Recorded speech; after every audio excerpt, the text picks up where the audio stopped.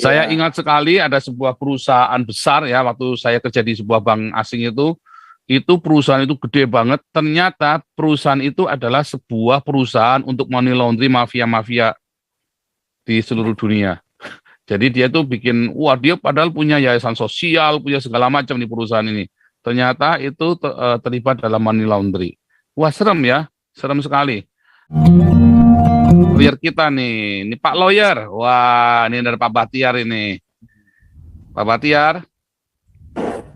Ya, betul. Ya, Pak Bahtiar, boleh jelaskan tentang ini, Pak, sedikit, Pak, tentang pencucian uang ini, Pak, supaya rakyat jelata ini ngerti, Pak, yang dicuci apanya ini, Pak. Ini kalau saya yang ngomong, ini kan saya kan orang awam nih, di bidang hukum. Ini kan Pak Bahtiar, apa itu pencucian uang, bagaimana prosedurnya, misalnya contohnya seperti apa. Boleh Pak Bahtiar, tolong jelaskan gini rakyat jelata kita yang ini, yang jelata ini. Ya, maksudnya itu pastor ya, kalau pencucian uang itu, uangnya itu harus jelas, transaksinya itu harus transaksi yang tidak melanggar hukum. Uang itu kita ketahui memang uang itu memang transaksi kita untuk ada suatu kegiatan, apa perdagangan atau penerimaan donasi dan lain sebagainya, dan uang itu memang tujuannya untuk yang itulah yang tidak melanggar hukum. Boleh dibilang dalam arti sempit untuk tujuan-tujuan yang halal.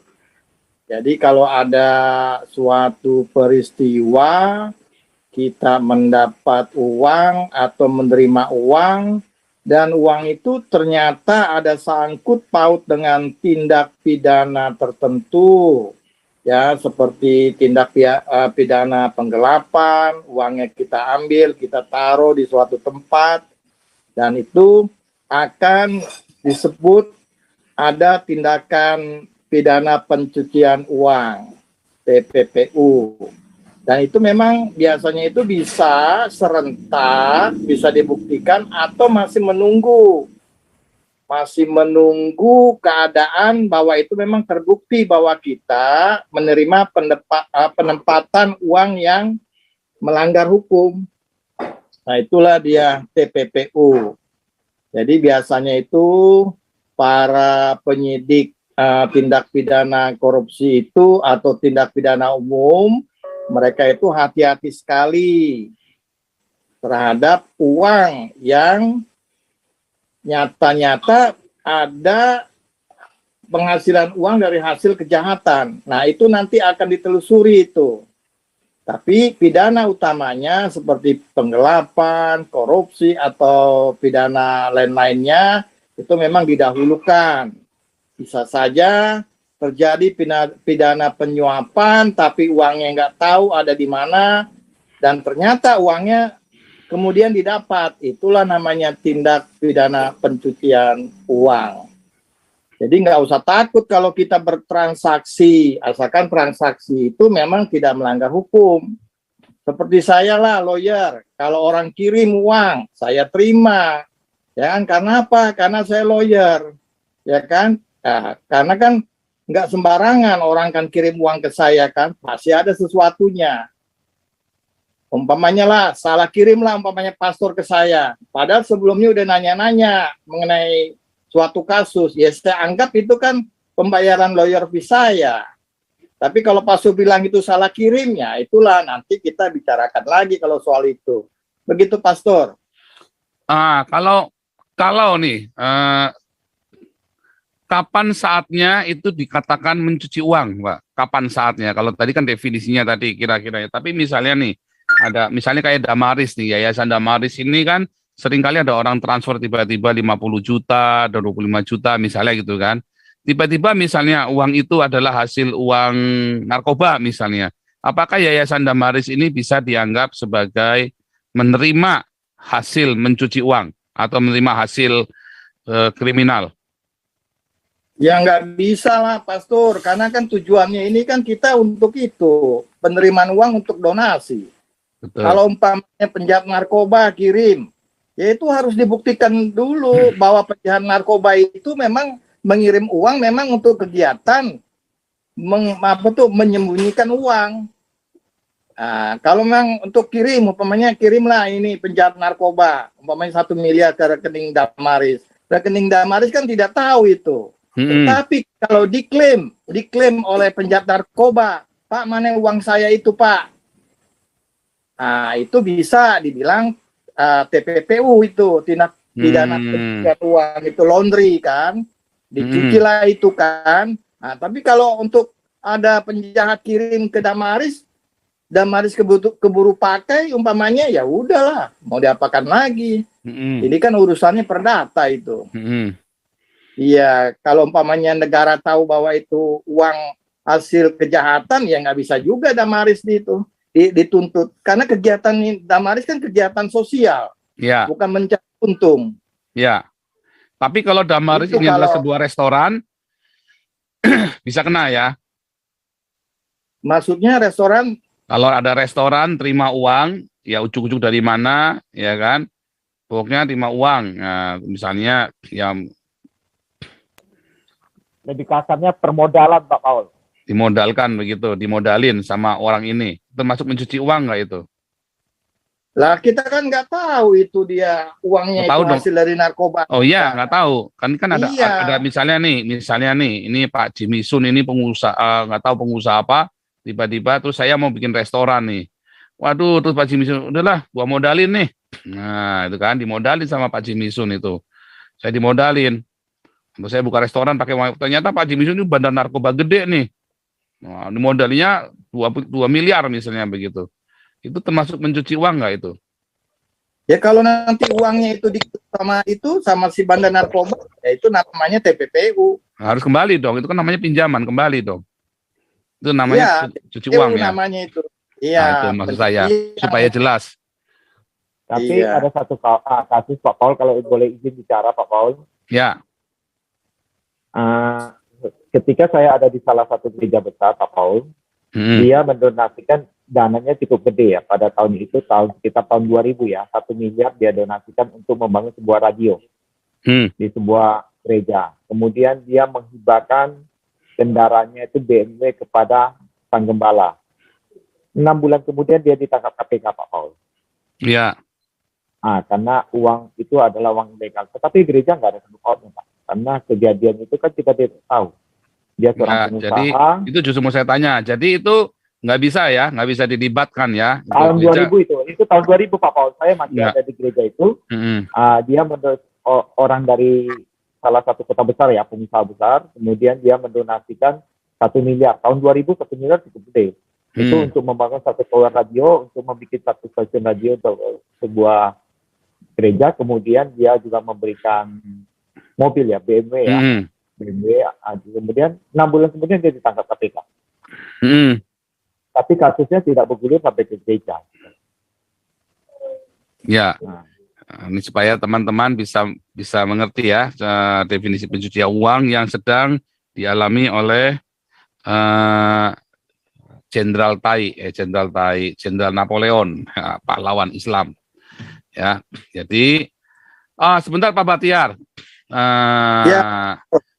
Yang kasusnya Jenderal Napoleon TPPU, Pak Batian mengikuti nggak runutannya? Maksudnya alurnya, mengapa dia disebut melakukan, kan satu dia menerima suap, ya kan? Hukumannya 4 tahun, sudah. Tinggal ini kasasinya di ACC apa enggak kan? Kalau kasasinya dikabulkan ya kita nggak tahu. Kalau kasasinya tidak dikabulkan, sudah jelas 4 tahun atau bahkan mungkin bisa ditambahkan ya. Bisa ditambah ya. Atau ya kan? Nah, sekarang yang kasus pencuci uangnya si jenderal ini, nah itu macam mana tuh? Ya karena diselidiki alirannya ke beliau. Jadi ini ditambahkan, hukumannya ditambahkan atau? Bukan ditambahkan, pidana baru. Pidana baru ya, jadi artinya ini 4 tahun ditambah nanti hukumannya TPPU ini ya? Ya hasil sidangnya nanti, vonisnya ya nanti ya ditambahkan itu. Biasanya berapa tahun itu Pak Batiar?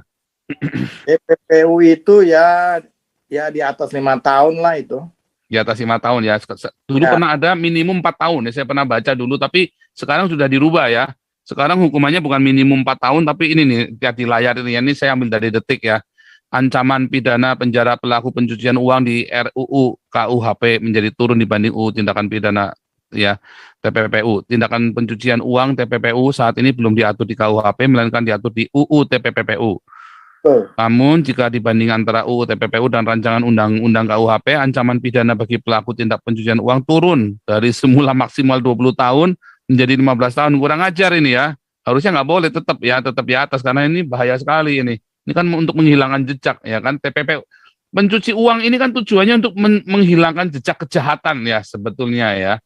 Tujuan utamanya ya. Iya, uangnya itu, Pastor. Iya. Saya ingat sekali ada sebuah perusahaan besar ya, waktu saya kerja di sebuah bank asing itu perusahaan itu gede banget. Ternyata perusahaan itu adalah sebuah perusahaan untuk money laundry mafia-mafia di seluruh dunia. Jadi dia tuh bikin, dia padahal punya yayasan sosial, punya segala macam di perusahaan ini. Ternyata itu terlibat dalam money laundry. Wah serem ya, serem sekali. Nah, waktu itu saya menikmati sekali itu, belajar macam-macam tuh, apa itu money laundry segala macam. Dulu yang saya ingat di Indonesia hukumannya minimum 4 tahun dulu. Tulisannya tertulis minimum 4 tahun minimum. Tapi ini sekarang saya lihat ini maksimumnya 20 tahun, terus dirubah mau jadi 15 tahun. Salah ini ya. Nah, coba kita lihat perbandingannya. Ada pasal 3 Undang-Undang TPPU.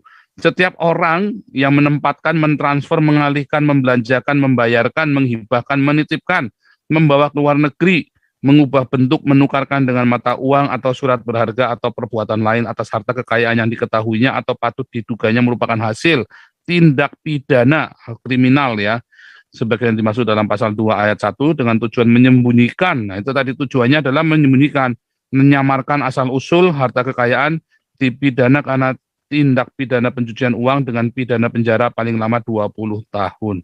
Denda paling banyak 10 miliar. Pasal 607 ayat 1 RUU, ya ini RUU-nya. Setiap orang menempatkan, mentransfer sama ya, mengalihkan, membelanjakan dan seterusnya, ya, tindak pidana pencucian uang dengan pidana penjara paling lama 15 tahun, ya.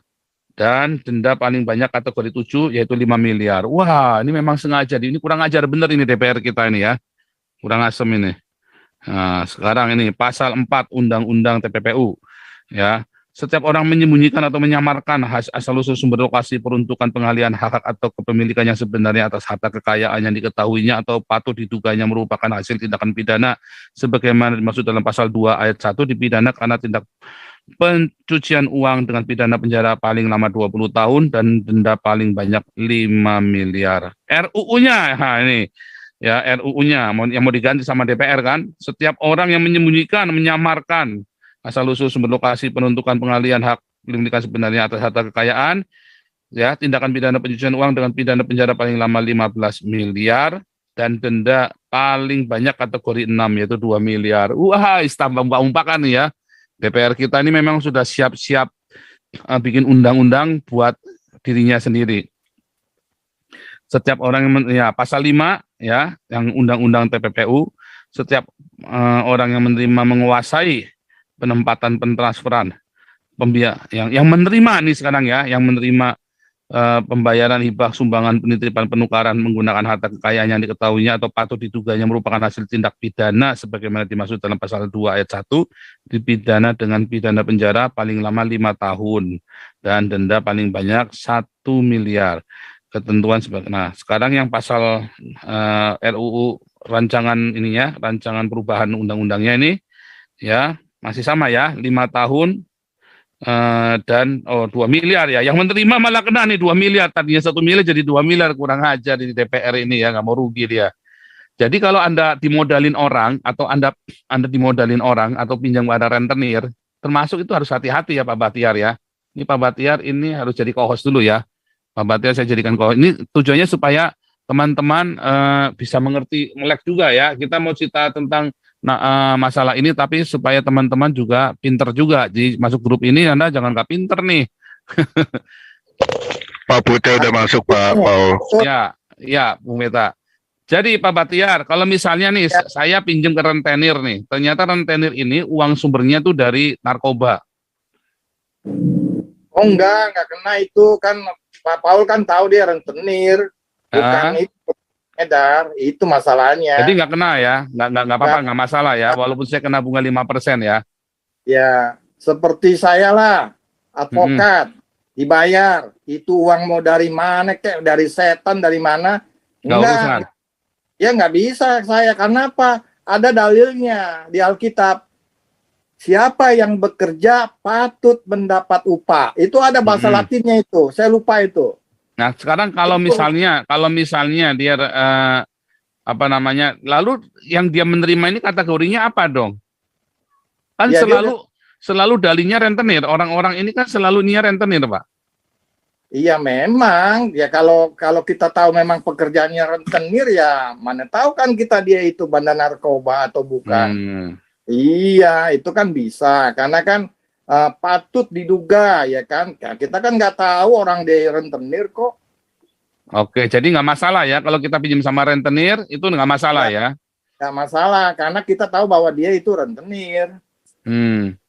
Nah, kalau dia adalah sebuah bank, dia adalah bank atau koperasi, menerima uang ini, Pak, bisa kena masalah nggak? Oh, kalau bank menerima uang kan ada apa tuh ketentuan dari OJK. Ketahuilah siapa nasabahmu. Dia ada itunya, ada checklistnya itu. Jadi kalau koperasi, kalau bank kan mereka sudah profesional pasti ya. Tapi kalau koperasi, nah ini, kalau koperasi ini bisa kena ya, Pak? Bisa. Tapi ya memang itu dari OJK udah ada ketentuan checklistnya, knowing your customer. Tapi memang enak ya Pak, kalau kita bikin koperasi, terus yang nasabah kita ini orang 303, orang bandar narkoba gitu, enak juga ya Pak? Ya, kalau ketahuan kan disita juga uangnya. Kan cuma 5 tahun ini hukumannya Pak. Oh, tapi kan uangnya disita itu Pak Paul. Oh, uangnya disita semua ya, juga disita ya. Itulah bukti TPPU. Oh iya ya, kita bisa dibunuh sama yang punya duit itu ya, di dalam penjara kita digarap ya, dibunuh ya. Iya. Oke, serem ya Pak, serem. Oke, ya jadi ini buat pengetahuan umum ya, supaya saudara-saudara bisa mengerti pasal yang dikenakan tadi maksimum 15 tahun. Taruh kata saya berasumsi lah ya, dia lobby segala macam, oke lah, kena 5 tahun lah. Ya 5 ditambah 4, kemarin 9 tahun, ditambah kemarin penganiayaan, oke lah itu penganiayaan ringan alasannya kan, setahun, 10 tahun ya, itu berarti Pak Napoleon itu bisa 10 tahun ya kira-kira ya di penjara ya. Oh bisa itu Pak Paul, karena predikat dia kan orang terhormat. Iya, maksudnya hubungannya apa itu Pak Batiar? Alasan pemberat lah sama hakim. Oh, pemberatan ya. Wah, itu jadi beneran ya, minimum 10 tahun itu total ya bisa ya. Kalau misalnya ini kasasinya ditolak bisa minimum 10 tahun beneran ya. Bisa, Pak Paul ya. Wah, luar biasa, kasihan ya. Kita harus mendoakan. Kan itu kalau ada urusan kan dimarahin kan, kamu sudah tahu aturan kok katanya. Ya, kan. apalagi beliau jenderal ya, penegak hukum ya. Iya, pemberatan ya. Oh, itu bisa lebih lama lagi tuh ya. Iya. Kalau Bisa. malam itu jalanin asimilasi, oh jalan cuma 5 tahun doang dong. Karena asimilasi kan separuh. Iya, kalau umurnya nyampe sih ke umur 70 tahun ya mungkin. Kurang asem, kok nyampe umur doain orang mati. Ya umur-umur tua kan biasa dikasih prioritas, Pak Paul. Oh gitu ya. Tapi kan ini jenderal aktif kan masih umur, berarti kalau masih aktif itu kan kelahiran tahun 71 si Napoleon itu. Kalau kelahiran 71 umurnya kan baru 50 berapa tuh? 51. 50. Oh, kelahiran 71 ya. Oh. Iya. Iya. Tapi bisa dong, nggak prioritas dong. Yang namanya itu kan berarti 10 tahun ya kan? Iya, enggak lah. Berarti 6 tahun lah kira-kira jalaninya kalau 10 tahun ya. Tapi kemungkinan bisa 15 tahun juga tuh ya totalnya ya.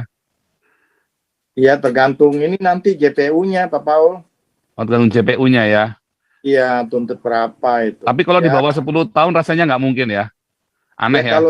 Kalau dia ungkapkan di persidangan bahwa dia menyesal, ya kan, tentu kan hakim banyak sekali pertimbangannya.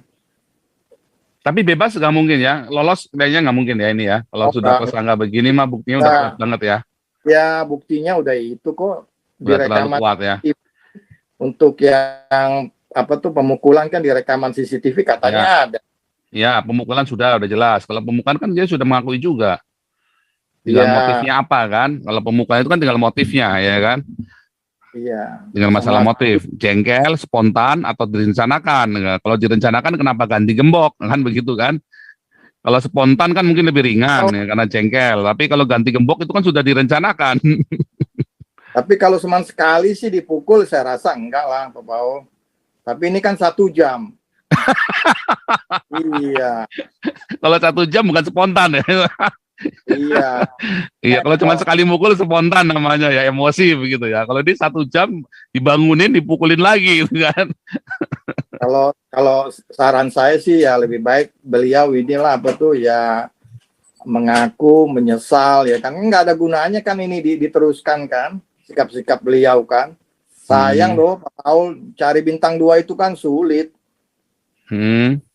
Sulit mau ambil bintang aja orang sekolah Sespati atau Lemhanas belum tentu. Bintangnya nggak bisa Pak Batiar. Kalau di dalam angkatan itu ada prinsipnya begini, melati itu bisa kau petik. Mau berapapun melati bisa kau petik. Kalau bintang itu jatuh dari langit. Itu masalahnya begitu. Jadi memang sayang banget, bodoh banget ya. Kalau bintang itu kan jatuh dari langit kan, nggak bisa kau petik ya kan. Ya kalau saya sarankan udahlah beliau itu kan apa tuh ya menyesal lah, mengakukan. Nah itu saya rasa ya hakim juga beda lah nanti pertimbangannya kan. Itu kalau saran dari saya sih Pak Paul. Ya ini mudah-mudahan Pak Napoleon mendengar saran dari lawyer kita. Ya, kita mengampuni kok Pak Napoleon, kita mengampunimu. Iya karena ada anak, ada istri kan. Iya kasihan. Akhirnya citra heroiknya dia, kalau orang lah, kalau kena korupsi kenapa itulah bisa dikorbanin lah alasannya ya. Tapi ini dipermalukan begini, ini kan anak istri mana mau bangga lagi. Gitu. Kalau korupsi ini kan namanya orang bisa dikorbanin ya kan, dosa sistem. Semua orang siapa saja bisa kena di zaman sekarang ini, bisa kena semua. Siapa yang paling sial aja, nunggu sial aja kan. Tapi kalau mukulin begini kan diberhentikan dengan tidak hormat kan, benar-benar dengan dipermalukan sekali kan. Ya itulah kedudukan beliau kan sudah bintang. Iya yang ngantri mau bintang aja banyak kok Pak Paul. Iya saya kenal kok, banyak kok. Iya udah berapa tahun. Iya keluar masuk kantor polisi, penjara, kejaksaan. Ya artinya kalau mau ke toilet saya udah hafal itu. Ya. Bangunan baru aja. Oke, Pak Batiar. Ini lawyer kita Pak Batiar ya. Saudara-saudara yang membutuhkan bantuan hukum baik pro bono maupun profesional, Anda bisa menghubungi Pak Batiar. Ya, beliau udah banyak sekali membantu kita juga ya. Untuk bertanggung jawab ya, mudah-mudahan teman-teman bisa kalau ada sesuatu bisa ke Pak Bahtiar juga. Oke, teman-teman yang lagi di pers, ya ada Pak Sandi Situngkir itu masuk. Mana? Ini Pak Sandi nih, ya, Pak Sandi lagi nih. Mana? Ini memang saya undang juga nih Pak Sandi sama Pak Herbert nih, biar cerita, biar tambah rame. Pak Bahtiar jangan dimatikan ya, biar rame nih kita debat ya Pak Bahtiar. Kita debat masalah money laundry ya sama MKC ya. Tapi kita nggak akan fokus ke MKC-nya karena itu urusannya lawyernya mereka. Tapi kita lagi cerita. Ini ada Pak Sandi. Pak Sandi bisa tolong dinyalakan ininya nggak, Pak Rajauti? Sebentar Pak, sebentar. Ya nanti kita cerita ini ada Bung Beta, ada Pak Matias Tamba, ini seru ini nanti ada Pak Pute. Ini kita akan jadi dialog hukum dan politik yang serem ini. Jadi saya buka Pak, tinggal dibuka sewaktu-waktu aja. Oke.